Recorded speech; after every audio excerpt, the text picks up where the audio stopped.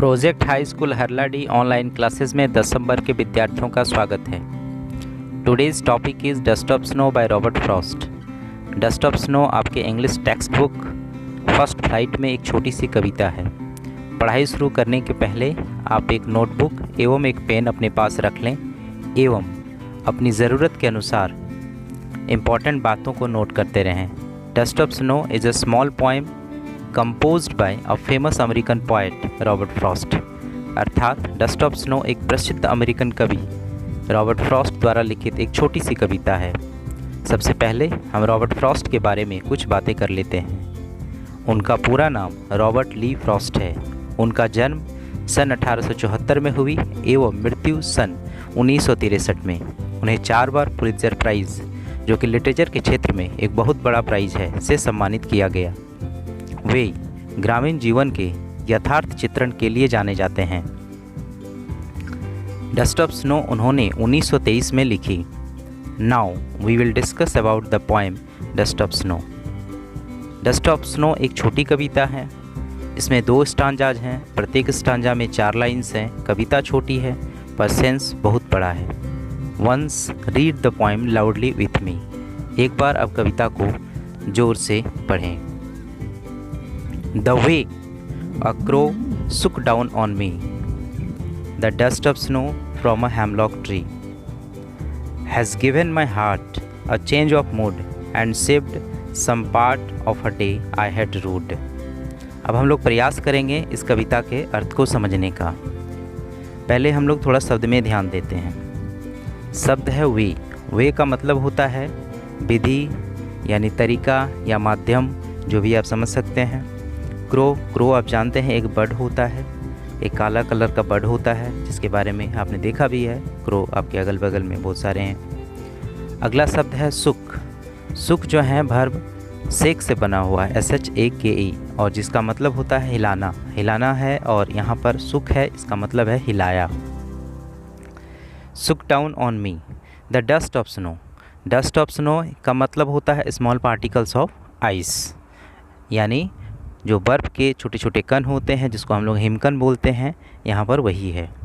Hemlock tree है। Hemlock tree का मतलब होता है एक जहरीला पेड़ होता है, एक विषैला पेड़ होता है और जिसमें सफ़ेद सफ़ेद फूल होते हैं। तो ये भी आप समझ सकते हैं। हैज़ गिवन माई हार्ट, हृदय मन की बात यहाँ पर है।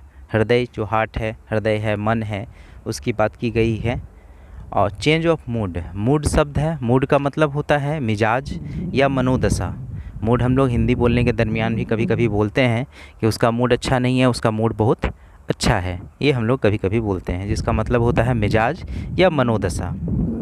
फिर है सेव, SAVED यहाँ पर है।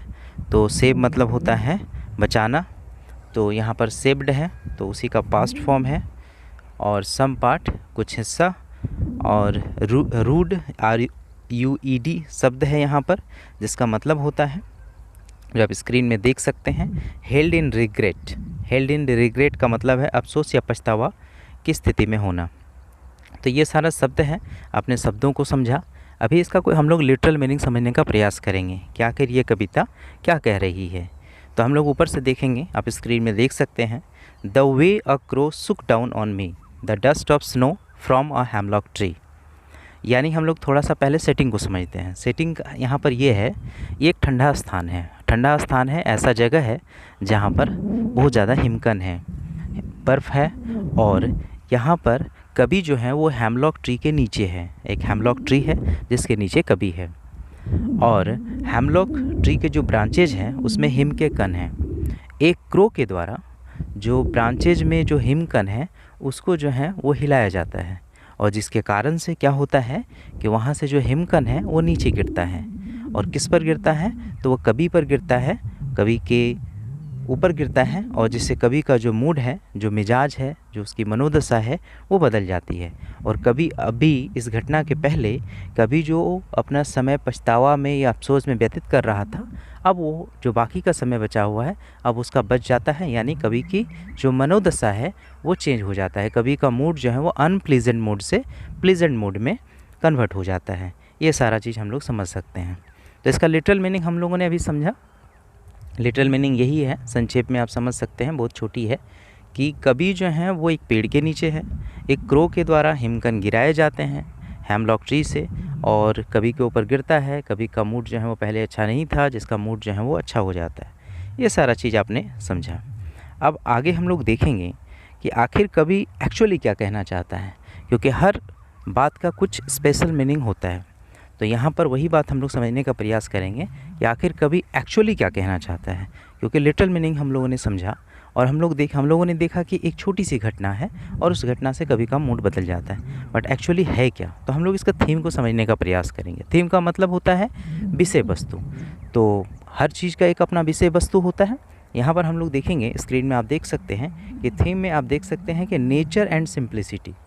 नेचर का मतलब होता है प्रकृति, सिंप्लिसिटी का मतलब होता है सरलता, यानी प्रकृति की बात यहाँ पर की गई है। प्रकृति में कोई भी घटना जब होती है तो वो यूँ ही नहीं होता, हर घटना का अपना कुछ न कुछ इम्पॉर्टेंस होता है, और वो इम्पॉर्टेंस वो दिखाता भी है, उसका अपना एक महत्व होता है। ये हम यहाँ पर दिखाया गया है, और ये ऊपर की घटना में इस चीज़ का है। क्या महत्व है नहीं है, हम लोग अभी समझने का प्रयास करेंगे। Communication between nature and humans, एक तरह से यहाँ पर ये बताने की कोशिश की गई है कि प्रकृति की कोई भी घटना, चाहे जैसी भी घटना हो, छोटी हो बड़ी हो जैसी हो, बट यहाँ पर छोटी घटना को जिक्र किया गया है कि उस घटना का अपना इम्पोर्टेंस होता है, और वो एक कम्युनिकेशन है नेचर और ह्यूमंस के प्रति, यानी मानवों के बीच और प्रकृति के बीच में एक संप्रेषण है, एक बात है, एक बातचीत है, दोनों के बीच में एक कम्युनिकेशन हो रहा है। किससे? प्रकृति की उस छोटी सी घटना के माध्यम से कुछ कम्युनिकेशन हो रहा है, और उस कम्युनिकेशन का अपना कुछ इम्पैक्ट होता है, कुछ प्रभाव होता है। आगे हम लोग देखेंगे, स्क्रीन में आपका लिखा हुआ है, nature heals and helps to remove negative human emotions. हमारे पास बहुत सारे ह्यूमन के पास बहुत सारा नेगेटिव ह्यूमन इमोशन होता है, तो वो नेगेटिव ह्यूमन इमोशन जो होता है, जो नकारात्मक भावनाएं हमारे में होती है, उस नकारात्मक भावनाओं को दूर करने का जो है वो प्रकृति मदद करती है। प्रकृति अपनी घटनाओं के माध्यम से, कोई भी छोटी घटना हो या बड़ी घटना हो, यहाँ छोटी घटना का जिक्र है, उस छोटी घटना के माध्यम से कभी यहाँ पर कभी का मूड चेंज हो गया, यानी कभी जो है पहले क्या था, अनप्लेजेंट था, अब वो प्लेजेंट हो गया। एक प्राकृतिक छोटी सी घटना होती है, बर्फ़ उस पर गिरता है, आइस के हिम के कण गिरते हैं, और कभी का मूड चेंज हो जाता है। यानी प्रकृति क्या करती है कि अपनी घटनाओं के द्वारा जो है मानवों की जो नेगेटिव ह्यूमन इमोशंस होता है उसको जो है वो चेंज कर देता है, उसको रिमूव करने में मदद करता है।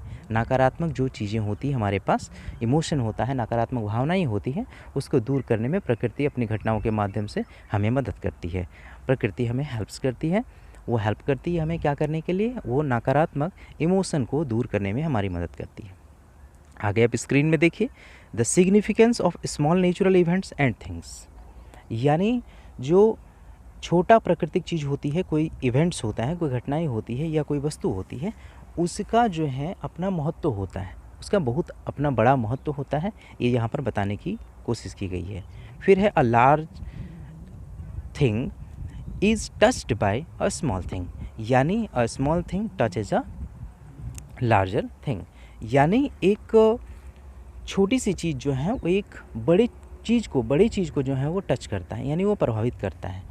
कोई भी छोटी सी चीज़ या छोटी सी घटना हो या छोटी सी वस्तु या कुछ भी हो, वो एक बड़ी चीज़ को प्रभावित कर सकता है, यहाँ पर ये बताया गया है। यहाँ पर हम लोगों ने देखा कि बर्फ़ का गिरना एक छोटी सी घटना थी, हिमकण का गिरना एक छोटी सी घटना थी, बट जब वो पॉइंट के ऊपर गिरता है तो पॉइंट का मूड चेंज हो जाता है, यानी वो अनप्लेजेंट से प्लेजेंट हो जाता है। उसका मूड सैड था, वो अपसेट था, लेकिन वो क्या हो जाता है कि वो अपसेट था बट वो हैप्पी हो जाता है, उसका मूड चेंज हो जाता है, उसका समय बच जाता है। ये हम लोगों ने देखा, यानी a small thing touch is a larger thing, ये हम लोग यहाँ पर समझ सकते हैं। अब आपके सामने, आपके दिमाग में जो है कुछ सवाल उठेगा, और वो सवाल ये है निश्चित तौर पर, जिसको हम लोग कविता में यहाँ पर देखेंगे, कि सवाल ये उठता है कि आखिर कवि ने जो है वो एक क्रो का नाम यहाँ पर क्यों मेंशन किया है। क्योंकि कभी अगर चाहता तो बहुत सारे सुंदर सुंदर बर्ड्स हैं, दूसरे बर्ड्स का जो है वो नाम यहाँ पर वो उपयोग में ला सकता था, जैसे कि वो एक कुक्कू का, या फिर जैसे वो एक पैरट का, पीकक का, बुलबुल का, जैसे सुंदर पक्षी बहुत सारे हैं, तो उसका नाम वहाँ पर जो है वो मेंशन कर सकते थे, लेकिन उन्होंने ऐसा नहीं किया। ऐसा क्यों है?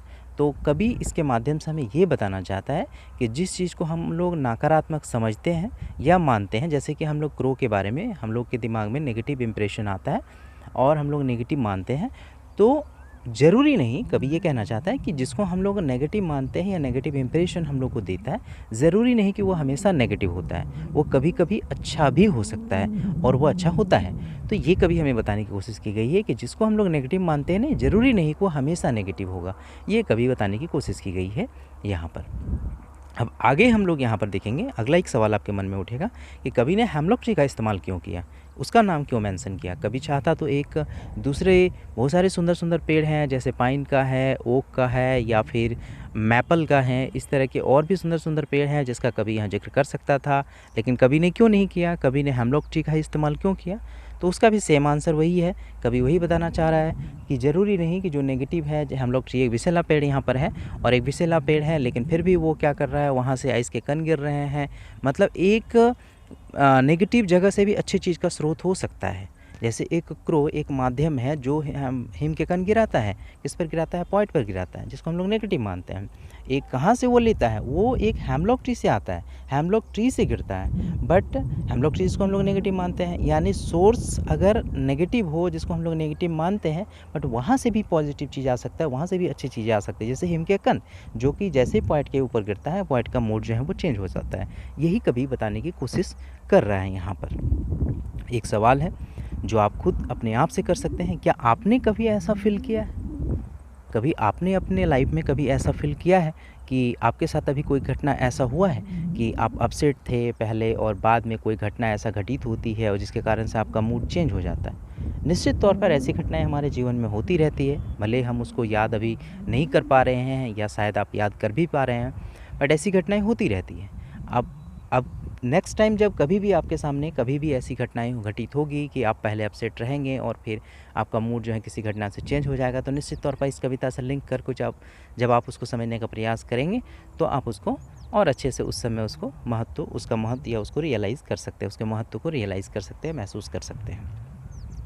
यहाँ पर एक चीज़ है जो इसमें आप गौर कर सकते हैं कि जो क्रो है और जो हेमलॉक ट्री है वो रिप्रेजेंट करता है सोरो को, वो नेगेटिव चीज़ को, वो सोरो को रिप्रेजेंट कर रहा है, लेकिन फिर भी वो बदलाव लाता है, पॉजिटिव बदलाव लाता है। किस में पॉजिटिव बदलाव लाता है, वो कवि में एक सकारात्मक चेंज लाता है। तो सकारात्मक चेंज क्या है, कैसे लाता है, तो हम लोगों ने देखा कि उसमें जब हिम के कण वो क्रो के द्वारा जब हेमलॉक ट्री से हिम के कण गिराया जाता है और कवि के ऊपर जब गिरता है तो कवि का मूड जो है वो चेंज हो जाता है। तो इसको आपने पढ़ा। अभी टेक्स्ट बुक को जब आप सामने रख के अब उसको देखोगे तो उसमें आप देखोगे कि उसमें कुछ सवाल है कि आखिर ये जो डस्ट ऑफ स्नो वो क्या है, ये सवाल आपसे आएगा। तो आप वहाँ पर बोल सकते हो कि स्मॉल पार्टिकल्स ऑफ आइस जो है वो क्या है, वो हमारा जो है वो डस्ट ऑफ स्नो है। फिर आपसे और भी जो सवाल है कि हेमलॉक ट्री क्या होता है, तो आप बोल सकते हो कि हेमलॉक ट्री एक पॉइजनस ट्री होता है जिसमें वाइट फ्लावर्स होते हैं। तो ये सारा कुछ प्रश्न है जो उसमें दिया हुआ है। तो आप टेक्स्ट बुक का प्रश्न को या प्रीवियस ईयर के जो प्रश्न हैं, प्रीवियस ईयर में जो आपके बोर्ड एग्ज़ाम में आए हुए हैं, उन प्रश्न को जब आप सॉल्व करेंगे तो आप कुछ समस्याएं आपको मिलेगी वहाँ पर, हो सकता है, तो आप उसको लिखने का प्रयास करेंगे। और जब आपको कुछ समस्याएं आएगी, जब उसको आप समझने का प्रयास करेंगे, टेक्स्ट बुक को पढ़ेंगे दोबारा, जब आपको कुछ समस्याएं आएगी तो आप उन समस्याओं को आप कहाँ पर रखेंगे, तो निश्चित तौर पर आपको पता है कि आपको प्रोजेक्ट हाई स्कूल हरलाडी का जो डिजिटल कक्षा के लिए जो बनाया गया व्हाट्सएप ग्रुप है उसमें आप अपनी समस्याओं को रखेंगे। और वहाँ पर जब आप अपनी समस्या को रखेंगे तो वहाँ पर आपको आपकी समस्या का समाधान मिलेगा। उम्मीद है कि इस वीडियो के माध्यम से आपने कुछ सीखा होगा। आप इस पोएम को आप दोबारा पढ़ेंगे और आप जितना समय अभी इस वीडियो में आपने दिया उससे कहीं अधिक समय आप देंगे टेक्स्ट बुक को पढ़ने में, उसके वर्ड्स को समझने में, पोएम का जो वर्ड्स है उसका स्पेलिंग को याद रखने में, जो पोएट है उसका नाम जो है वो उसका नाम का स्पेलिंग को याद रखने में। पोएट के पर्सनल लाइफ के बारे में एग्ज़ाम में सवाल जनरली नहीं आते हैं, सामान्य तौर पर नहीं आते हैं, बट पोएट का नाम जो है वो आपसे पूछा जाता है और उसका स्पेलिंग को आपको याद रखना पड़ेगा। तो उम्मीद है आपने बहुत कुछ सीखा होगा और अपनी समस्या को आप रखेंगे, जब पढ़ेंगे आपके सामने समस्या आएगी तो आप समस्याओं को जो है व्हाट्सएप ग्रुप में जो स्कूल का बना हुआ है हमारे विद्यालय का, उसमें आप रखेंगे। वहाँ पर उसका जो आपका समस्याएँ आपके सामने आएगी उसका निराकरण वहाँ पर आपको मिलेगा। सो थैंक यू, धन्यवाद।